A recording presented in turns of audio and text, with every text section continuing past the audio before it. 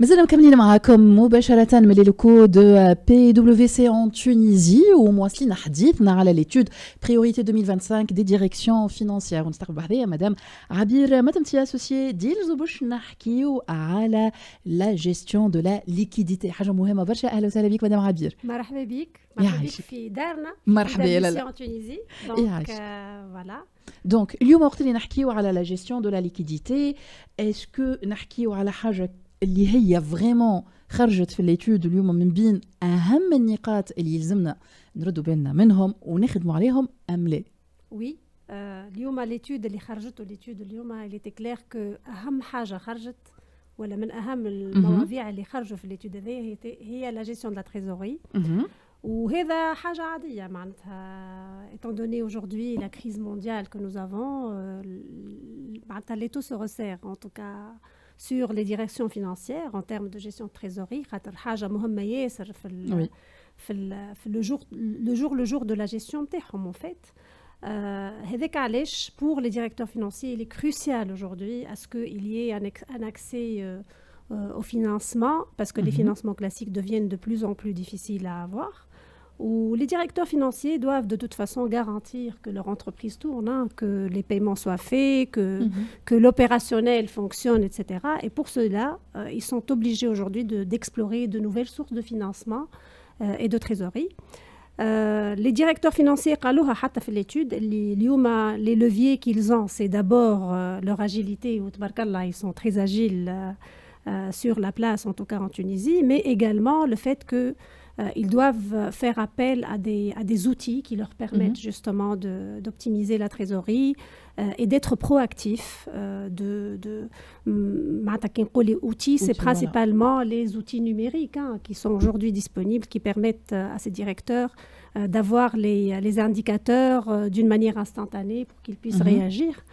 Donc c'est vraiment وقت اللي نحكيو على la gestion de la liquidité ou les outils هذوما نحكيو digitalisation également تاع vraiment الخدمة نتاعهم الكل. Absolument. معناتها la digitalisation aujourd'hui et les outils numériques sont très importants pour la gestion quotidienne pour ces directeurs financiers parce que ces outils-là vont leur permettre d'avoir l'information en instantané justement.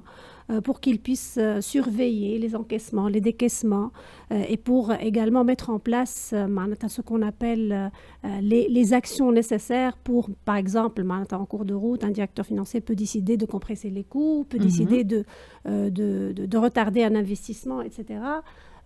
كما قلنا en temps de crise cash is king كما يقولوا l'anglais معناتها donc il est très important à ce que l'entreprise continue à être pérennisée en termes d'activité.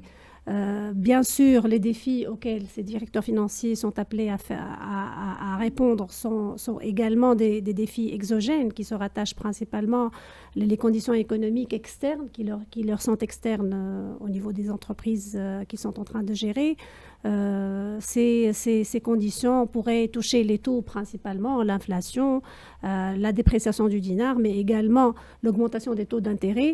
Devant tout ça, ils sont obligés d'adopter des stratégies assez agiles pour trouver des solutions innovantes. هذا هو أنا حبيت نفهم اليوم وقت اللي احنا نحكيو على لي كما قلت أنت شنو ما en quelque sorte comment optimiser وكيفاش نجمو نجيريو اليوم la gestion de ce cash. Ok agile, ok digitalisation, mais il faudrait peut-être avoir des stratégies واضحين اللي من خلالهم هما باش ينجموا يطبقوا هذايا كل وقت نحكيو استراتيجي. شنو هي اهم لي استراتيجي اللي ولا une stratégie si on a qui est هكا la plus optimale si j'ose dire ما نعرفش انت باش تقول.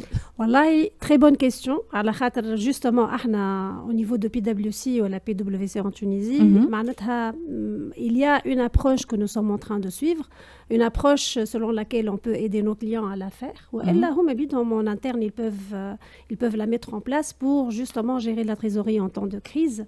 Et il s'agit de ce qu'on appelle la gestion de la liquidité à 12 mois. Dans le périmètre standard, bien entendu, inclut par exemple la revue de la liquidité à 12 mois. Donc c'est une revue qui se fait d'une manière détaillée pour avoir une idée sur justement les gisements des cash d'une manière mensuels. Ça revient à faire c'est-à-dire des revues analytiques très poussées pour avoir une idée sur l'EBITDA ou le RBE au niveau de l'entreprise, pour avoir une connaissance très claire du BFR, comment il est généré, etc.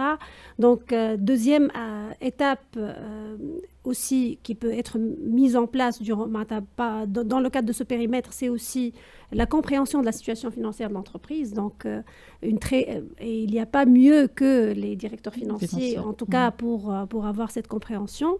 Mais cette compréhension permettra d'avoir une idée sur les niveaux de trésorerie, les marges de manœuvre par rapport à la trésorerie, par rapport au financement disponible qui pourrait être mis à leur disposition, à l'endettement, au retard qu'ils peuvent avoir, qu'ils peuvent noter au niveau des dettes dans l'absolu du passif, donc principalement les dettes fournisseurs opérationnelles, les dettes vis-à-vis de l'État, etc.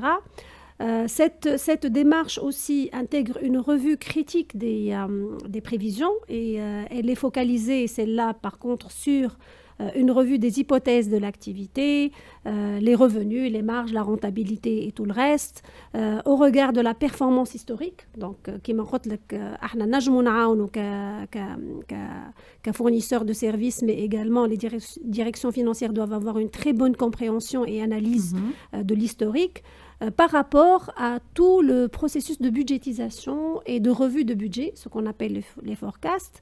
On focalise également la revue sur la capacité de la société à générer des revenus projetés. Donc, bien sûr, cela dépend aussi de ce qui est mis en place pour le suivi, de ses prévisions, de leur réalisation. On focalise aussi la revue sur les hypothèses de génération de trésorerie, de BFR, les investissements, etc.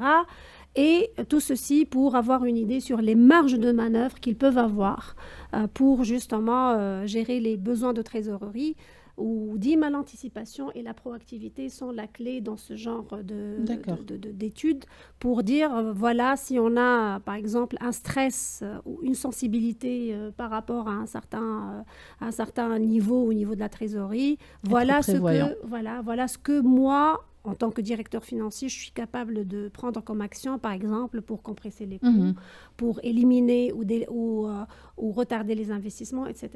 D'accord. Donc, c'est une stratégie qui permet vraiment minimiser les risques et surtout prévoir les obstacles ou on essaie de les éviter tout simplement. Absolument. Absolument. Donc, les directeurs financiers, ils sont conscients des défis auxquels ils sont confrontés aujourd'hui.